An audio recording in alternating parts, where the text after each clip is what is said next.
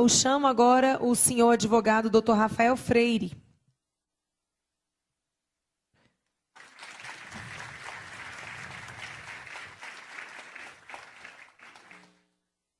Boa noite a todos, é uma honra estar aqui. Eu agradeço em primeiro lugar a Deus, porque eu acho que é o momento até agora mais importante da minha vida. E agradeço a deputada Júlia Lucy pela oportunidade e a todos os presentes, uma ótima noite a todos nós.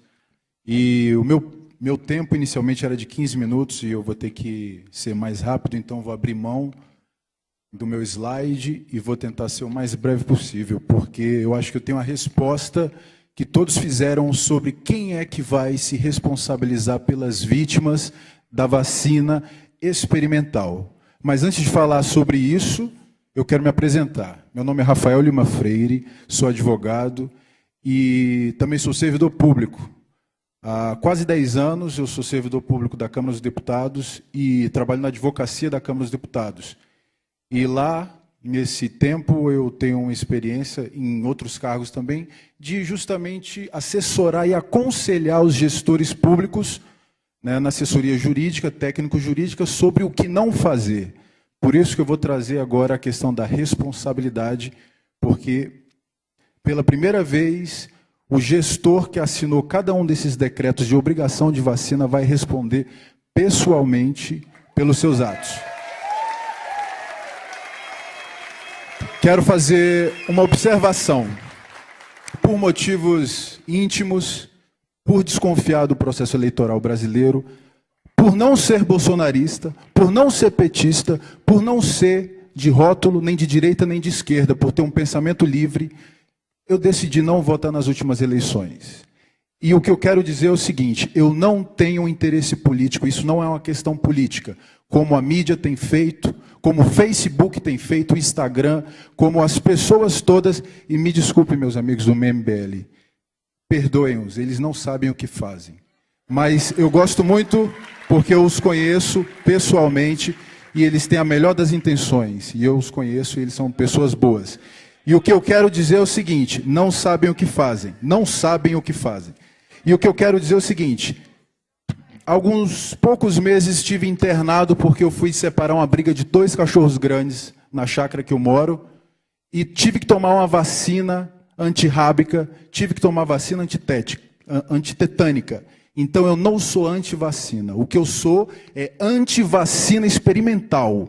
Por quê? Porque a gente está fazendo uma terapia genética na nossa sociedade sem estudos técnicos, sem estudos científicos suficientes. E aqui eu trouxe o parecer da Anvisa, que já foi muito bem mostrado pela doutora Maria Emília Gadelha, e também eu trouxe a RDC 475/2021 da Anvisa, artigo 5º, autorização temporária de uso emergencial em caráter experimental.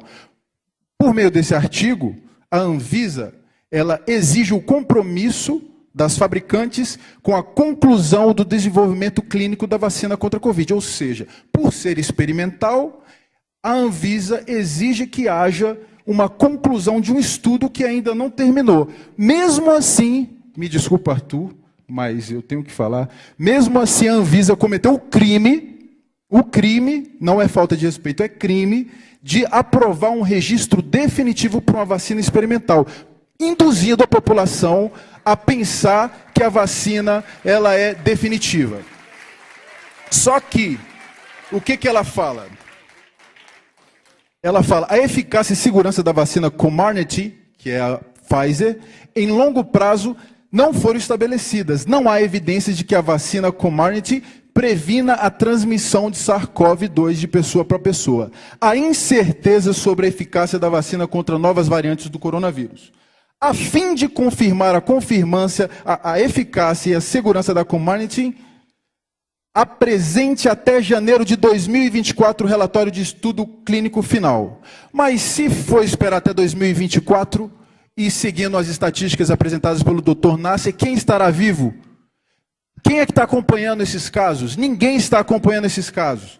Então vamos lá. Vamos dizer o que o STF fala sobre o assunto, porque a questão aqui é que os gestores do nosso país estão sendo muito mal assessorados. Se eles tivessem assessoria jurídica competente, eles não estariam decretando vacinação compulsória. Quem quiser, toma quem quiser essa vacina experimental, mas não obrigue as pessoas a tomar a vacina experimental. Vamos lá. Artigo 15 do Código Civil. Ninguém poderá ser constrangido a submeter-se com risco de vida a tratamento médico ou a intervenção cirúrgica. No caso do meus pêsames, Bruno, ele não foi obrigado, foi uma opção. Mas eu tenho um amigo do meu trabalho que foi obrigado, e ele tomou a vacina. Coincidência ou não, infelizmente ele teve uma convulsão essa semana. Espero que não tenha sido por causa da vacina. STF, eu espero mesmo, porque ele já teve episódios anteriores, mas isso é uma coisa que, dentro da bula da Coronavac, que foi a vacina que ele tomou, fala que as pessoas que têm convulsão não podem tomar Coronavac. E isso não é alertado pelas autoridades sanitárias.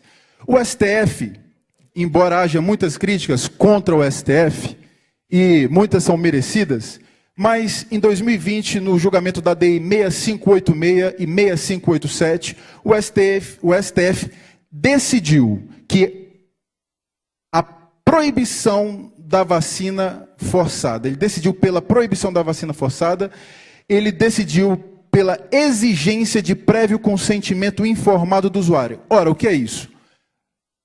Resolução 466 do Conselho Nacional de Saúde. Ninguém pode ser submetido a um tratamento experimental sem assinar um termo de consentimento esclarecido. O que isso significa? Significa que você, com a vacina experimental, você precisa saber dos riscos que você corre. Você não pode tomar uma vacina sem saber o que vai acontecer com você. Então, para isso, a nossa legislação, e não só a nossa legislação nacional, mas também a nossa legislação internacional, porque isso também está no julgamento de Helsinki, está no Código de Nuremberg, está também, inclusive isso é crime, que aí a gente vai depois entrar na questão da responsabilidade pessoal dos agentes que estão fazendo isso, porque isso é crime contra a humanidade, segundo o Estatuto de Roma. Além disso, gestores, meus queridos gestores, interrompam já o que vocês estão fazendo. Prefeitos, governadores, reitores de universidades, secretários de saúde,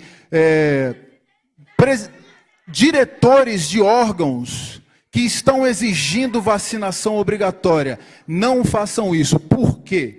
Porque isso é inconstitucional, isso é ilegal, isso fere todas as normas de direito interno e de direito internacional, inclusive a decisão do STF. Por quê?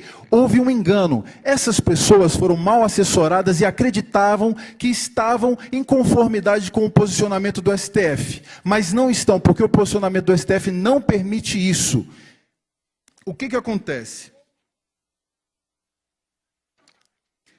Erro grosseiro do agente público. Segundo o artigo 28 da Lei de Introdução às Normas do Direito Brasileiro, o agente público responderá pessoalmente por suas decisões ou opiniões técnicas em caso de erro grosseiro ou dolo.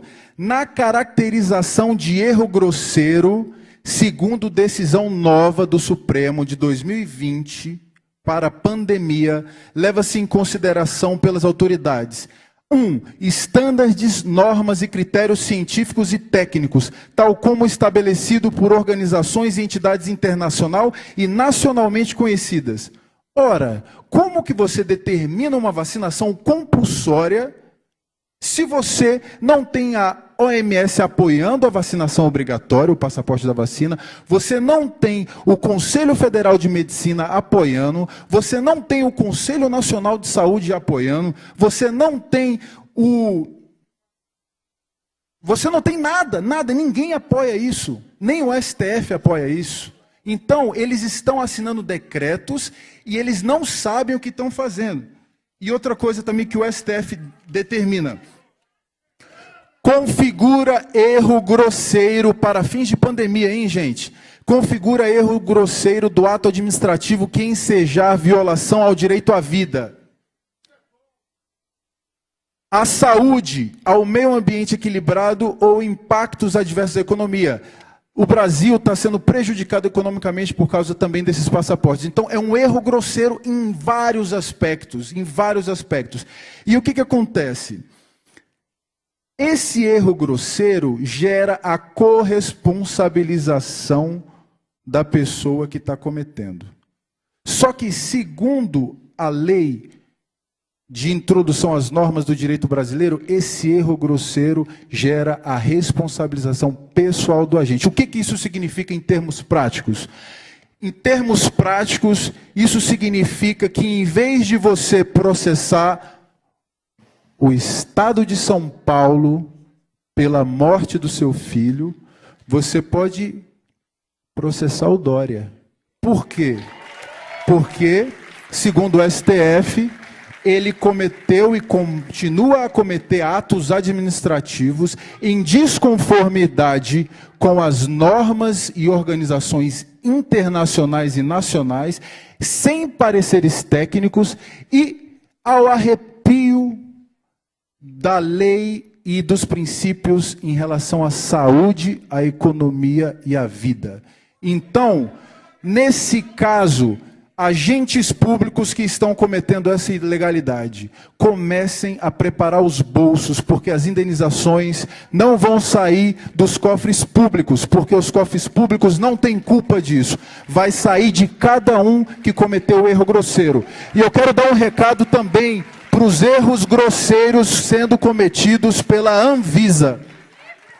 Cada pessoa que assinou cada nota técnica vai ser responsabilizada pessoalmente com o seu CPF. Então prepare todos os bens para responder às vítimas eventuais da vacina, que não são mais tão eventuais, porque já são muitas vítimas. Então, assim, quem quiser tomar vacina, eu respeito, tome a vacina, é um experimento, mas exija um acompanhamento do protocolo científico, pelo menos até 2023, 2024, quando concluem os estudos. Não faça isso, porque todo mundo vai. Com todo respeito, não seja burro. O que está acontecendo? Seja crítico, leia a bula do medicamento. Não faça isso. Não vacine as nossas crianças sem ler a bula do medicamento. E eu, por fim, quero dizer que vocês, gestores, vão precisar de bons advogados daqui para frente. E não contem comigo, porque eu estarei do outro lado, atrás de vocês. Muito obrigado.